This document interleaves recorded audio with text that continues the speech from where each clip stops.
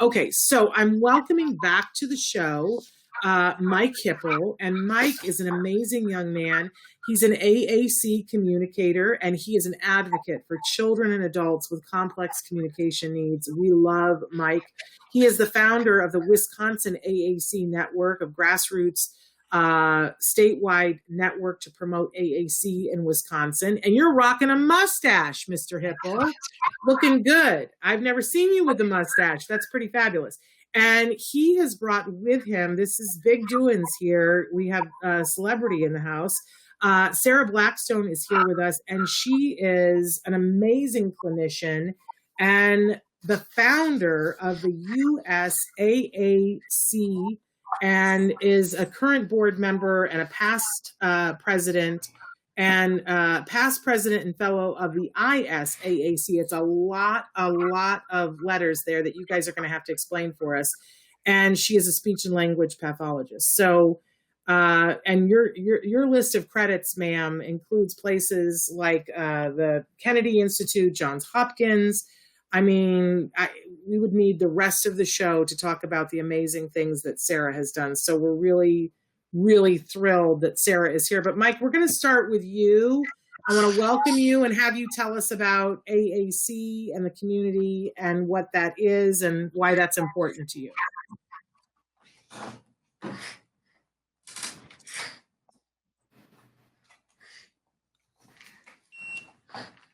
Hi all. First, we want to thank you for having us on. My name is Mike Hipple. October is Augmentative Alternative Communication Month. I am happy to be back on the show talking about the role of AAC in the autism community and how our national organization can help. Augmentative alternative communication can be anything to take the place of or augment natural speech. It can be a communication device, an app on the iPad, or picture communication symbols. People use AAC every day and do not even think about it. Do you text or use a pencil and paper to write a note? These are examples of AAC. I started using picture boards and symbols at the age of 2.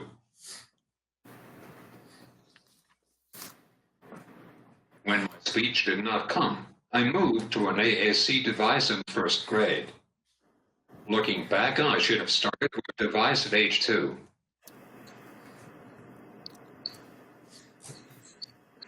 Okay. I bet that we have someone watching today and saying that using a device at such a young age will hurt their speech development and they will never learn how to talk. We can understand that fear, but Sarah, is that true? I get this a lot from families, and what I say is we just don't know if will they talk or not. And Sarah, let's thank you so much for that, Mike. You bring up such great points. A lot of our viewers have a fear that if their child is not speaking and someone recommends that they use a device to learn to speak, that means we're giving up and that they will never learn to speak. But Sarah, talk to us a little bit about this myth that Mike brought up. Thank you, Shannon, and thanks for inviting me, Mike and Shannon, to participate. This is really what a nice format you've got here. There's a lot of research now that absolutely shows that the use of augmentative and alternative approaches, whether it's sign language or communication boards or electronic devices, does not deter the development of speech. As a matter of fact, in some folks, it actually can support the development of speech, and not everybody who isn't developing speech at age 2, that doesn't necessarily mean that they're not going to develop a speech at age 3 or 4 or even 7, because there are many different reasons why speech may be delayed. So one of the things speech pathologists do is to really look at the production of speech and what is, if you don't know, it really requires the coordination of more than 100 muscles. And it involves the brain and the tongue and the lips and the larynx and the lungs. So there's plenty of structures that are involved. And of course, as you were talking about, Shannon, the understanding of concepts and language. So that the reason for speech not developing can be quite different. And the reason, therefore, to use AAC is not just to focus on speech, although you can continue to help develop that, but to make sure people develop language and can express their language and can communicate effectively with other individuals wherever they are and with whomever they want to communicate about whatever they want to communicate. So we all use AAC, and we do it all the time. Gestures, facial expressions, etc. Okay, I do need to ask you to tell the gentleman who keeps walking in the background that he's on the air so that we know, because I can't have him be on the air without his knowledge. So I do need you to tell the person behind you that he's being broadcast. That's my husband, not to worry. Okay? Yeah. Okay, all right. Just want to be sure, because I don't want to put somebody on the air that's like, I didn't know. He should be doing another Zoominar over there. So he's getting ready. He won't be on the air very long. But not to worry. Okay, I just want to make sure. Listen, I have this happen in my household too. It happens. But I just wanted to make sure we're waving at him. Harvey, you're on the air and you're a distraction. It's not a distraction. I just have legal obligations.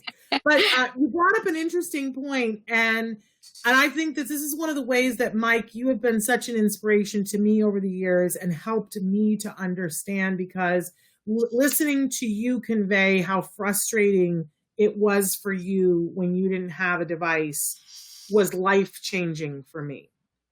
Life-changing for me. And I mean that really sincerely. And I don't know, I think you have something prepared to talk to us about when you were frustrated and how you began to use your device.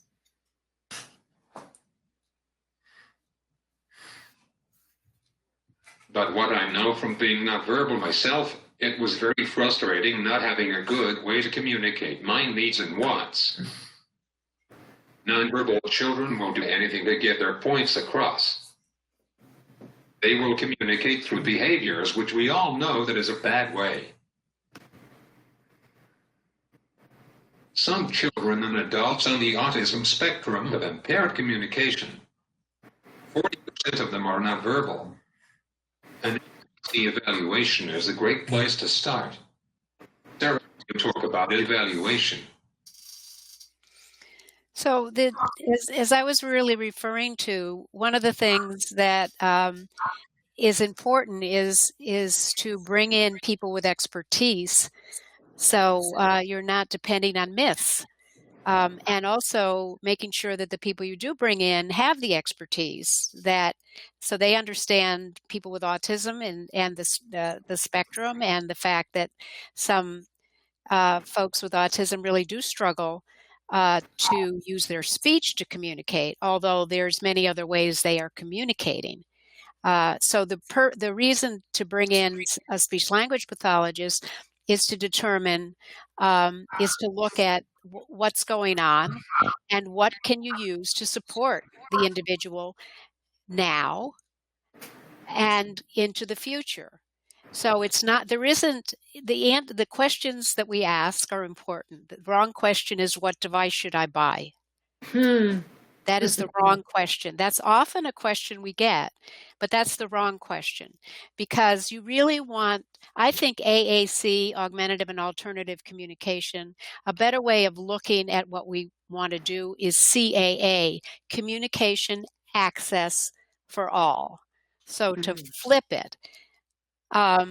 So what is any individual at any stage and any age with any kind of diagnosis who's struggling to make themselves understood using their natural speech? What can we do to support their ability to communicate across places, people, and making sure that we're paying attention to their development of language at the same time? Absolutely. And I think, we promised that we were going to talk a little bit about what the USSAAC, there are a lot of letters there. I want to make sure I get them all. Which one of you wants to address what that stands for? I want to talk about an organization that promotes AAC called United States Society of Augmentative Alternative Communication. USSAAC is the only society that works for and with family members, AAC communicators, and professionals to advance communication rights. Sarah, what do you think our audience wants to know about USSAAC? So, USSAAC is an organization that I wasn't the only founder. There was a group of people, and we are a chapter, one of 15 chapters of ISAC, which is the International Society for Augmentative and Alternative Communication. And I think that what the benefits of USSAAC are because, first of all, it includes anybody and everybody who's got some kind of passion about providing communication access to individuals who have challenges. And so part of what USSAAC does, it has members from all different groups. One of our missions is to promote the best practices and for communication for people with complex communication needs. And we have a focus on education and building capacity among families as well as professionals. We have advocacy, a lot of advocacy committees, and we also address disaster preparedness because people who have challenges are among those most vulnerable in an emergency situation or disaster. So we have a special committee that focuses on that. So we're a rather small organization that is interprofessional and really needs the participation of people who have communication challenges, as well as the family members and others who support them in one way or another. So I will turn it back over to you all. Thank you. And October is a specific month for awareness. Mike, talk to us a little bit about that. Many families still do not know about AAC. That is why it is so important for us to get the word out. In 2007, the International Organization to Promote AAC picked October as National Awareness Month. I know that families always join the Autism Society of our state, and I am a member of Wisconsin's chapter and my local chapter, but a lot of time they don't have workshops about AAC. I feel strongly that families and autism professionals could join both because we have benefits that they don't get from being a member of just the Autism Society. Sarah, can you talk about the benefits? Sure. The membership in USSAAC at the United States level also gives you membership in ISAC. So there's something really special about opening the world and realizing that people all over the world are the same and yet approach problems perhaps differently. So there's lots to be learned there. And then we have webinars on a regular basis that are free and also that professionals can earn CEUs on if they're members. We have a Speak Up blog, and anybody is invited to present papers to that and information exchange. So there's a lot of activities, and one of our partners is the Red Cross. Another group we partner with is the ATIA, and we've partnered with the Autism Society actually during some disasters and things. So we're very open to collaboration. Amazing. Well, I just think that this is an area that doesn't get enough focus. And even from the autism community, this doesn't get enough focus because I think there's this misguided thing that we all need to be pushing for the vocal communication, and there is a fear to talk about this means that you're never going to get there. And I think we've addressed that myth here on the show, and that you guys have addressed it today. And I love to look at it from the human perspective that you brought the very first time you were ever on the show, Mike. And you talked very succinctly about the rights of an individual and having the right to a form of communication that's possible for that individual. And I want you to know, Mike, that changed the way I looked at things. And I want to say that was probably, 6-7 years ago that you were on the show for the first time. And that I've been trying to spread that message to autism parents. But I think it's incredible what you guys are doing. And I think we should encourage everybody to be joining. How do they join, Sarah? When you say that they should join, what does that look like? Is that a membership fee? Is that just filling out something online? There is a membership fee, and it depends on, and it's sliding, so that the people that we most want to attract pay the least, which is the individuals who use AAC and their family members, and then we have professionals, and they pay a different course. We also a different amount. We also have memberships for sponsors that are more sponsoring the organization, so institutions and corporations. And so, as I say, there's a way in, no matter how you want to come to join us. Okay. Well, and unfortunately, we are about out of time, but I just can't thank you guys enough for being here. Mike, I'm always inspired by you. I love the work that you're doing and how you have, changed, been a part of the change that's been happening in Wisconsin. And I love that you email me on a regular basis and let me know what's going on and keep me hip to this community. And you keep me honest, which is great. And I just appreciate you and everything that you do. And thank you, Sarah, for joining us. And please give our love to your husband. I'm waving at him. Okay. But thank you guys so much. Is there a website that they should go to? Did we say what the website was? It's USAAC.org. So www.usac.org. And I just want to call, he's going to his meeting now. So now thank you.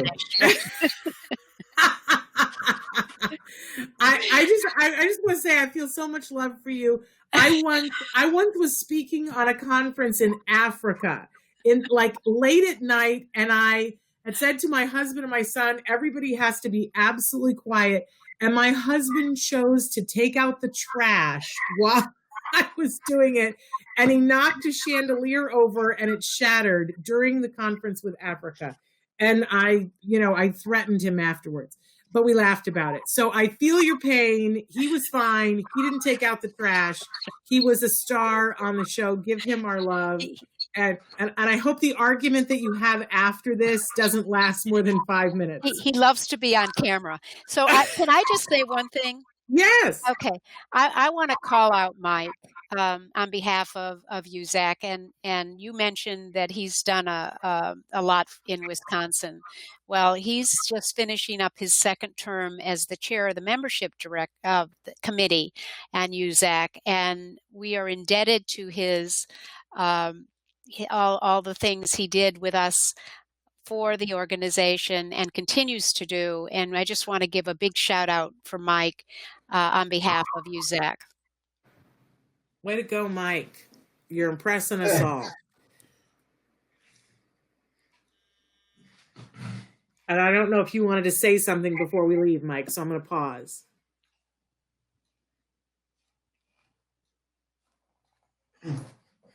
Service.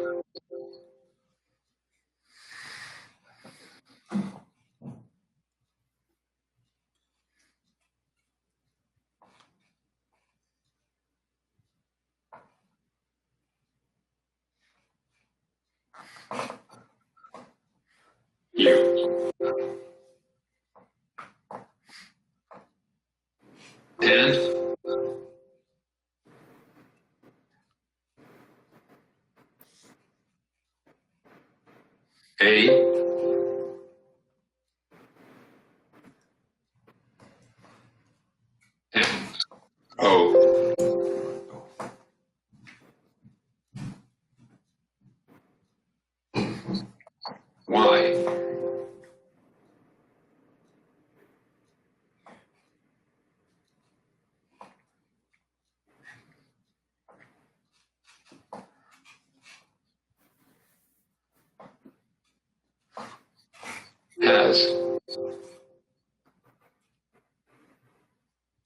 been.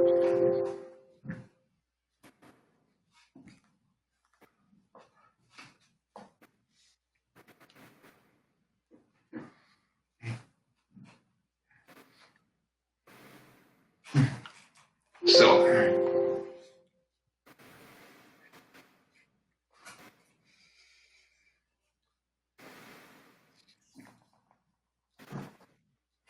help.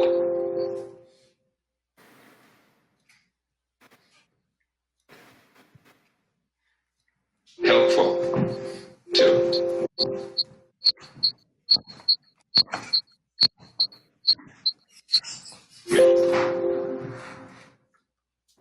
Sir, you and Amy have been so helpful to me. You know, I do whatever you tell me. All right, you guys. Right. I adore you both. This has been such a privilege. Unfortunately, we are past time, so I got to say goodbye to you guys, and I got to stay to answer one more question for somebody. But thank you so much, Mike. I love the mustache, and I love your mission. You're making it happen. And Sarah, thank you so much. We appreciate both of you. Okay, bye-bye. Bye.